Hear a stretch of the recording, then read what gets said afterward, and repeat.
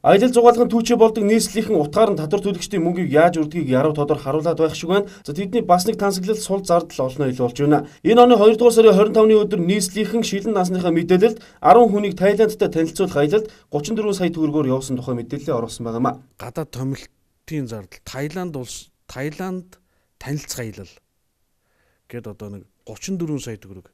За баг 35 сая төгрөгөөр юм гадаад томилтын зардал гээд 10 хүн Air Market-аар ингээд одоо Таиландд 2 дугаар сард одоо жишээ нь ингээд зугаалсан байх жишээтэй. Таиландд бол юм танилцах аяллыг бол хийдэг юм аял зугаалгын компаниуд бол Монголд бол зөндөө олон байгаа. За нийслэл Улаанбаатар хотоос бол нэг Таиланд улстай танилцаад байдаг ч газар биш. Энэ нь бол одоо амралт зугаалгын газар байдаг. За ингээ 35 сая төгрөгөөр жишээ нь иргэдийн мөнгөөр татвар төлөгч 5 хүний мөнгөөр зөвхөн зугаалга зохион байгуулсан байх жишээтэй. Томилолт аялан дийлдэхээ байсан нийслэлийн удирдлагууд ямар сайндал алхаж гардаг жамтай уул руу нисдэг тэргээр гарч ирэх мэдл билбэнчингээ гайхуулаад авах вүтэй.